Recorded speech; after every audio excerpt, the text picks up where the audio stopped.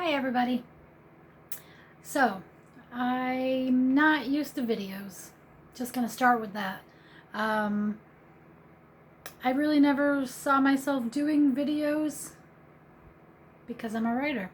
And speaking out loud is my throat chakra doesn't work as well as my third eye will send the thoughts to my pen. That's how it makes sense to me, but I'm working on my throat chakra, so here I am. One of the things I want to do, especially going into 2024, is to talk about books more, as if I can talk about them any more than I already do, I suppose. I never would have thought that the first book that I'd be on here talking about was a nonfiction book either. I'm definitely a scholar and I love learning, but I had imagined if and when I were to start with video, I would probably ooze over some lovely fiction title. But Spirit told me to start today, and so I'm starting with what I'm reading right now. What I'm reading right now is Becoming Supernatural: How Common People Are Doing the Unseen by Dr. Joe Dispenza. I don't know if any of you are familiar with his work, and I certainly can't do his work justice. I do have myself a few notes here, but for the most part, I'm trusting Spirit and I'm winging it that whatever is going to come out here is going to make any sense at all.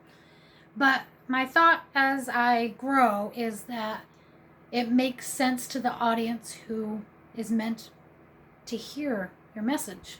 So here I am.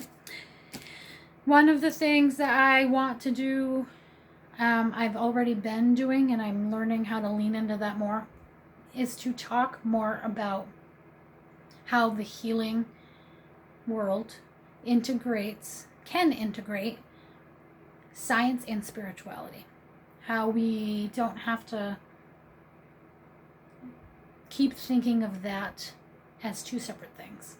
How spirituality is science and how science is spirituality, because it's all just us. It's what we're made of, basically. And I'm hoping that these discussions will help more people to understand that non-duality. Okay, I'm going to try to tell you a little bit about Becoming Supernatural. Again, here's the book. I have the paper copy because I'm usually a paper copy kind of girl. I'm actually considering getting it on audio book too, and that's really not my vibe usually, but when I'm at the gym, sometimes I need to hear a chapter twice with nonfiction because it takes forever for the concepts to sink in for me.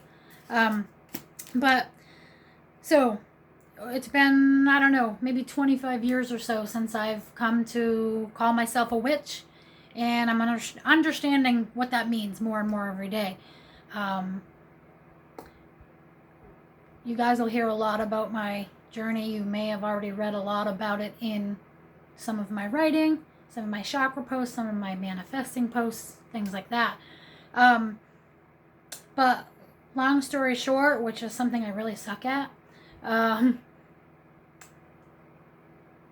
a couple of years after, it was actually at my mom's celebration of life after she passed away, that my cousin, who was a spiritualist minister, handed me the stole that he had made for that celebration of life. He folded it up very sweetly and handed it to me and told me that Spirit told him I would need it someday. And if I'm being honest, I wasn't the sweetest. And sometimes I'm still pretty salty. I won't tell you word for word what I want to say back to him because I had no interest in that job. Felt like too big a job for me.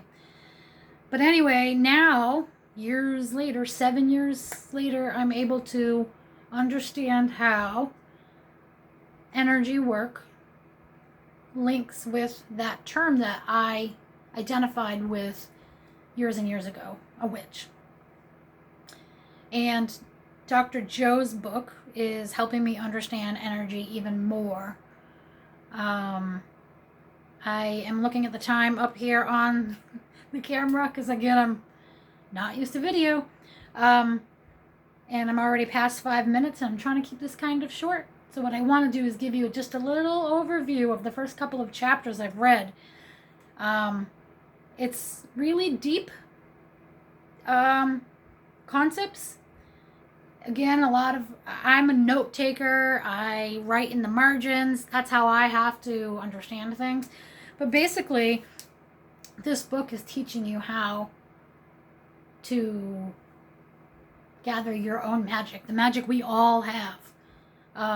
It's teaching us how to get past the survival mode that the majority of us are so used to living in our society, that has programmed us to think we are so much more limited than we really are.